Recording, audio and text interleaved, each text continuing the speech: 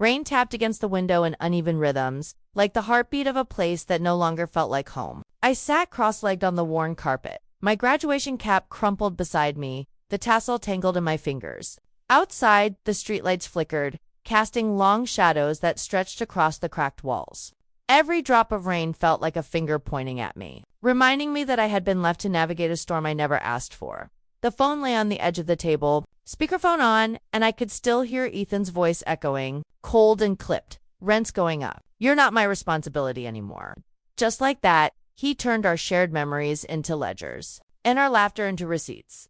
If you've ever been betrayed by your own family, stay till the end because justice doesn't always come fast. But when it does, it's worth every tear. Don't forget to subscribe.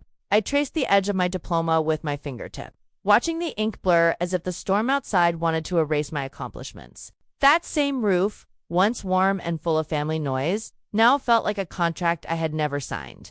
A debt I was forced to pay. I didn't shout. I didn't cry. Not yet. I just whispered to the silence. Some debts aren't paid in money, but in silence. Until the right courtroom hears the truth.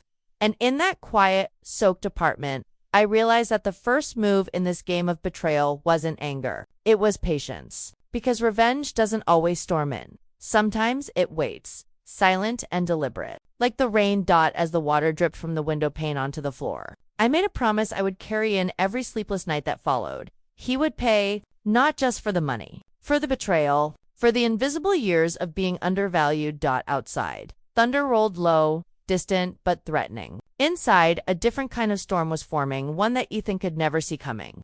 Growing up, Hubert was always the star of every room, every photograph, every dinner table laugh. His accomplishments were celebrated with balloons and applause. My own were quietly filed away, barely acknowledged. I was the helper, the one polishing his trophies, taking notes for him, holding the family together in ways no one seemed to notice. When our parents passed, the house, the small family business, and the trust fund all fell into his hands. He promised to take care of me until I stood on my own 2 feet. I wanted to believe him. I truly did. But care quickly turned into control. Every scholarship refund, every small paycheck, every rent payment I made, he monitored, adjusted, and critiqued. By the time I reached university, even my dreams were under scrutiny. That degree in business law, waste of time, he said casually one evening, smirking as if my choices were just inconvenient details in his life. The irony stung. I had studied law, contracts, and property rights and, yet, facing my own brother felt heavier than any courtroom I had ever imagined. The house we grew up in was now legally his. My existence there was conditional. I was allowed to stay as long as I contributed. I complied quietly, paying my share without protest, watching my independence shrink a little each day. Then came that graduation day, the day he doubled my rent overnight. No warning, no conversation, just a formal notice slipped under my door. The betrayal didn't just sting. It illuminated years of being invisible under his shadow. That night, sitting in my dimly lit apartment, I realized something crucial. I had memorized every unfair contract, every manipulation, every tiny way he tried to cage me. Knowledge that once seemed academic suddenly became ammunition. I traced the edge of my diploma, feeling the embossed letters beneath my fingers, and understood the bitter truth. My family's house, the legacy I grew up in, had been weaponized against me. The same roof that once meant love and protection now felt like a courtroom waiting to pass judgment. And for the first time, the anger didn't rise like fire, it settled like ice, calm and deliberate. It whispered that this was not the end, that silent preparation, patience, and strategy would turn his own rules into the very instruments of his undoing. As the night deepened and the rain hammered against the window, I made a quiet promise to myself. He would pay. Not just for the money, but for the years I had been unseen, undervalued, and underestimated. And I would do it on my terms, slow, deliberate, and unstoppable. Some storms pass with thunder. Some storms, the ones that change lives, form quietly, and mine was only just beginning. The rent raise wasn't a mistake. It was a line drawn in the sand. Hubert didn't tell me he'd raised it because he thought I couldn't pay. He did it because he wanted me out. He had plans for the lower floor, clients who paid on time and smelled of new suits. I was just the inconvenient tenant with an old key and too many memories. It started small. The kind of cruelty that creeps in like mold. He'd call about a leaky faucet and then never come. He'd promise the heater would be fixed and then send a text that said, "Deal with it." contractor's busy. My windows fogged up in winter, and he told me to put on another sweater. Official-looking envelopes began appearing under my door, stamped in aggressive red final notice as if the ink could make me smaller. I picked up another night shift at the firm downtown. My hands learned to type after midnight when the city was quiet and my head could stop shouting at me. I was tired, always tired, counting bills like prayers and hoping none of them answered back with a demand. Every month, I watched the same numbers leave my account and land in a company I'd never seen before. The money trail smelled wrong. But paper rarely screams until you bend it. One Sunday, I came home to the sound of unfamiliar voices and the scrape of wooden furniture on porch boards. The front door was open, and movers were carrying my life out into the sunlight. They didn't hesitate. They stacked my mattress, my bookshelf, the lamp from my grandmother on the curb like someone had taken inventory of a life they never paid for. Neighbors watched from behind curtains and polite. Fences. Mrs. Alvarez from across the hall held her tea and mouthed sorry like a prayer. A young man on the stoop shook his head and said under his breath, "Didn't she help him buy that place?" His words hit harder than any official notice. Help him buy it. Help. The word felt like betrayal, dressed as fact. I stood on the threshold with my knees going soft. My bedroom looked stranger than any hotel I'd ever checked into. Personal things boxed with indifferent tape. Somewhere, Hobart was probably smiling with the ease of a man who thinks his rightness is written in black and white. He thought paperwork could erase memory. He thought power was the same as right. I walked away with what I could carry. My laptop, the diploma I'd earned with nights of study and mornings of doubt, and a thin, creased envelope I'd hidden years ago inside a hollow cookbook. It contained my parents' signatures on the original property transfer, the paper that proved I had never signed away my share. When I slid it into my bag, it felt heavier than the lamp left on the curb. He had taken my room, but he couldn't take ink that belonged to them. Rain started as I stepped out onto the sidewalk. It slicked the pavement and blurred the edges of the world, like the way my life had been blurred by his actions. My phone buzzed in my pocket, an unknown number, and for a second I thought it might be him calling to gloat. Instead, the message was from a name I hadn't heard in years. "Mrs. Rahman, we need to talk. Bring everything." I folded the envelope into my palm and walked toward the sound of that name. The paper warm with the past and heavy with the future I didn't yet understand. I spent 3 nights on a friend's couch, staring at the ceiling, tracing cracks as if they might spell out a plan. Every time I closed my eyes, I could see Hobart's smug grin. The movers hauling my things onto the curb, the re-inked final notice letters stacked like tiny executions on the kitchen counter. I wanted to scream, to run back and reclaim my old life, but the exhaustion settled like concrete in my chest. Finally, I picked up my phone and dialed a number I hadn't called in years. Mrs. Chris, my mother's lawyer, confidant, and the woman who had once whispered secrets about the family trust over steaming cups of tea in our kitchen. Her voice, calm and steady, answered on the second ring. I need your help," I said, my voice barely more than a tremor. She didn't interrupt, she didn't sigh, she simply waited, listening. And that silence was heavier than any lecture I'd ever received. "Do you still have the original trust documents?" she asked finally, and I felt my chest unclench slightly. I did. I had hidden them in an old cookbook years ago, thinking they were just paper. That night, as I handed them over, I realized I hadn't lost at least. Not yet. Her office smelled of old leather and dust, the kind of place where justice feels alive in the quiet hum of filing cabinets. She opened the folder with deliberate care, and together we pored over the pages. And then we found it. A clause in my parents' trust that clearly stated both siblings had equal ownership rights, until one voluntarily relinquished their share in writing. I never had. But Hobart had forged an amendment. Even without a magnifying glass, I could see it, the ink, the stroke of the pen, the slight hesitation in the letters. My stomach twisted, a mixture of anger and vindication. This wasn't just a mistake, it was criminal. And now, I had proof that Mrs. Chris leaned back in her chair, her eyes sharp, calculating. "He underestimated you," she said quietly, and for the first time in months, I felt a flicker of hope. "But he won't underestimate you again."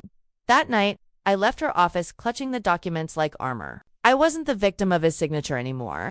I wasn't powerless. Every ounce of humiliation, every sleepless night, every dollar he had tried to take from me I would reclaim. And as I walked out into the night, rain beginning to patter against the pavement again, I whispered into the darkness, "This ends differently. He will pay all of it." For the first time, I felt the storm inside me shift. Not fury, but focus. Not despair, but strategy. And somewhere deep down, I knew the courtroom would be the place where silence turned into justice and my brother's confidence into his undoing. The little office smelled of tea and paper, the kind of place where truths hide between yellowing folders. Mrs. Chris sat across from me with a look that felt like a map knowing and a little dangerous. She slid a business card across the desk. Peter John, property fraud specialist. His number was warm on the line the first time I called. He picked up like he'd been waiting for someone brave enough to tell the truth. Peter John was younger than I expected, but his eyes were steady. He didn't gasp at the story or try to fix me with empty promises. Instead, he opened his laptop and said, "Show me everything. Paper, email, bank transfers. No detail is too small." That became our rhythm. Evidence at dawn, questions at noon, strategy by night. We started with the obvious, the rent receipts. $800, then $1,000, then $1,200. Each number a little louder than the last. Peter John traced those payments through online statements and found them landing in a company account labeled with Hobart's holding firm. Not a property maintenance fund. Not a mortgage account. A private company. Every dollar I had sent, legit or coerced, had disappeared into his business balance like a secret being buried. Next came the amendment. The forged page in the trust. We sent it to a forensic document examiner. The spacing in the letters. The pressure of the penny things, a casual eyewitness mistold a story. The depositor stamp didn't match the certified date. The notary's signature looked wrong when placed next to their other filings. We photographed and cataloged every mismatch like pieces of a puzzle that, when placed together, painted his greed in color. I learned legal names for things I had only felt: constructive trust, undue influence, forgery. But the words never felt cold. They were weapons that needed careful sharpening. We drafted subpoenas, requested bank records, and prepared witness statements. Mrs. Chris reached out to neighbors who remembered unpaid contractors and odd cash exchanges. A retired accountant remembered Hubert asking for creative bookkeeping. Little things that had felt like gossip became testable facts. Patience was the hardest part. Every month, I handed over rent like an obedient tenant, slipping envelopes into an account I knew I could later trace. Each payment felt like a quiet bullet. We were loading a slow, deliberate act that would prove pattern and intent. There were nights I wanted to burn the receipts in the sink and scream until something inside me unclogged. But Peter John kept reminding me, the court loves patterns. The court loves numbers. Keep feeding it. Hubert paraded his wins as if they were trophies bought with other people's sweat. He bought a new car and brought it to family Sundays like an offering. He called me dependent with a laugh meant to cut. People who didn't know the truth nodded politely and moved on. It stung in ways anger never could. Small, precise, like a pinprick. That stayed. Doubt arrived at the worst hours. I lay awake and pictured the fallout, the shame on my parents' graves. The family fractures, the man I once called brother, reduced in public. Could I really file this and tear him down?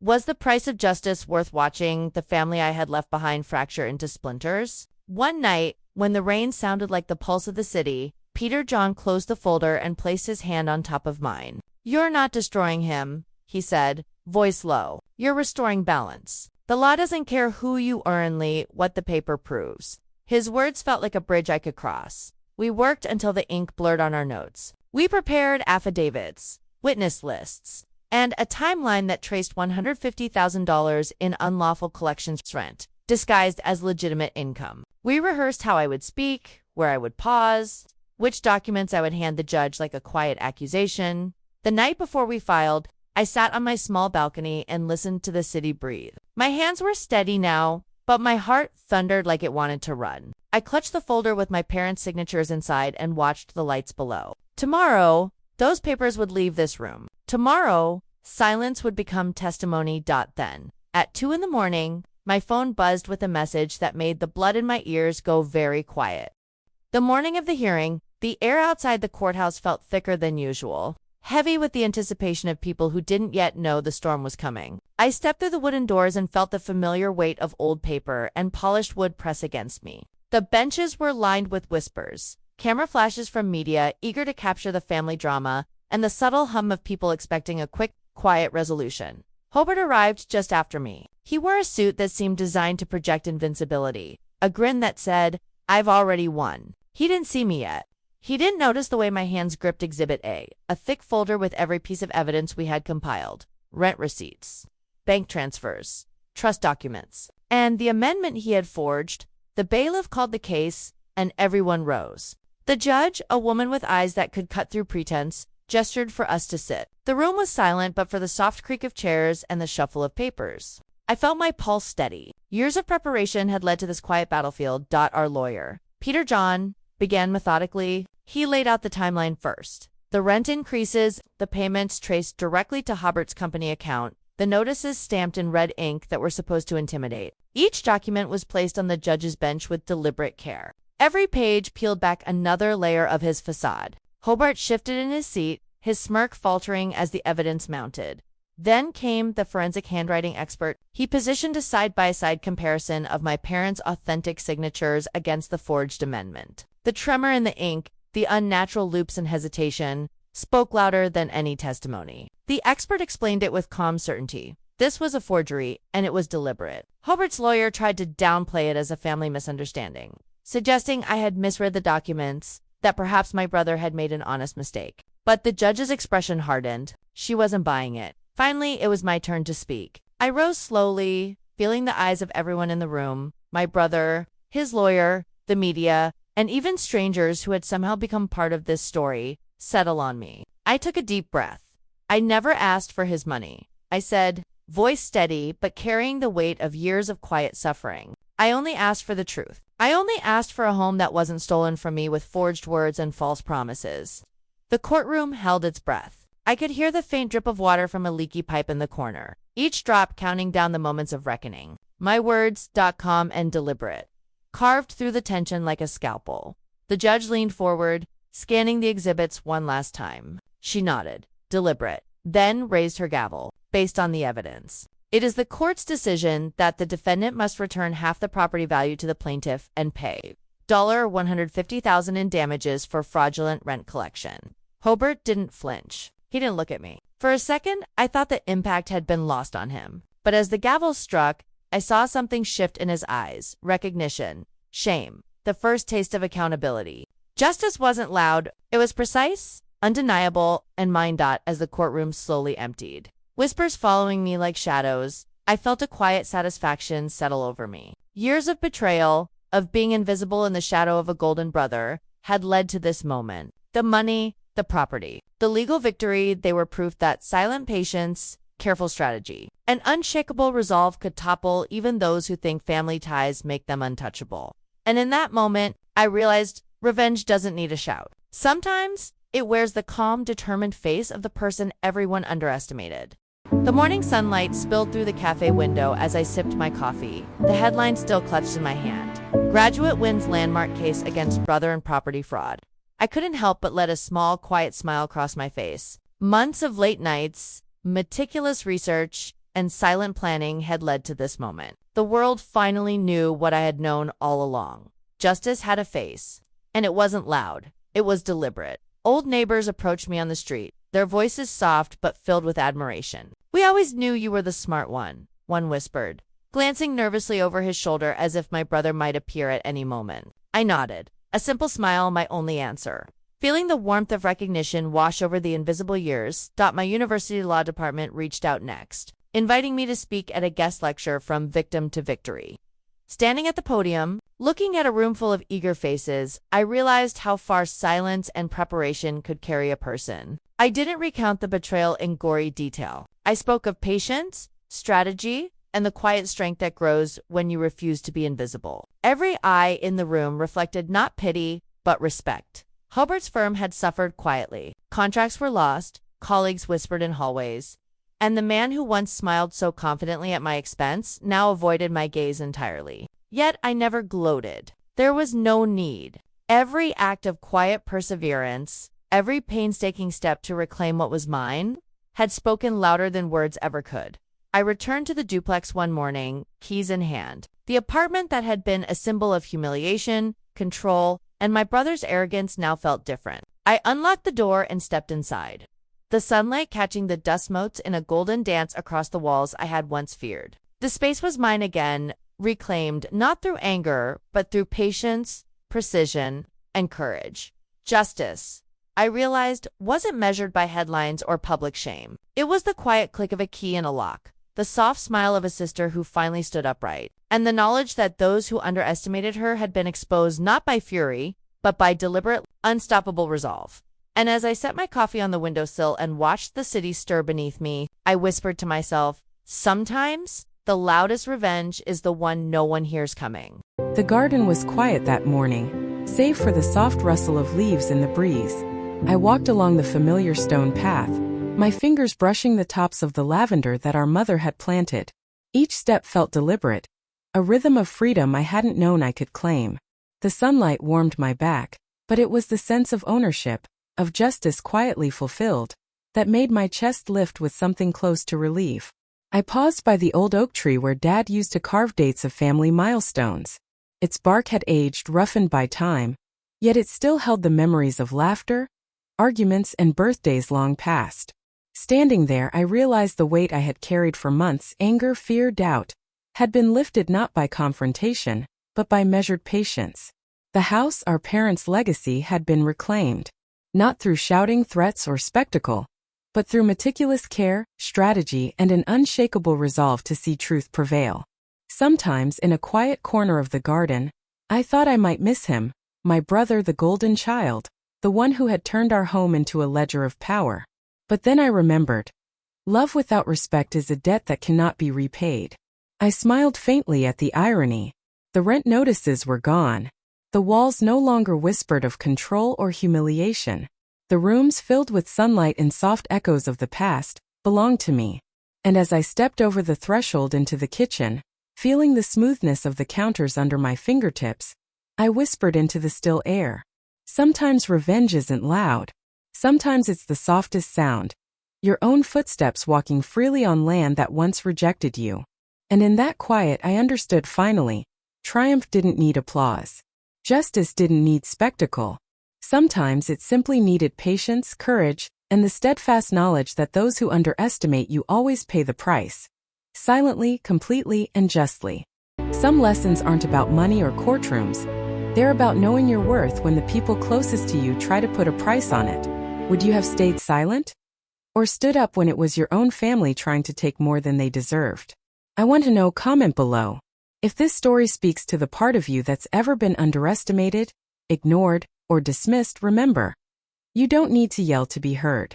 Sometimes the quietest steps, the smallest acts of courage, and the patience to see things through are enough. Justice doesn't always make noise. Sometimes it whispers and still wins. So take your seat, watch the world, and never let anyone else set the value of your life. Your time, your voice, your truth, those are priceless.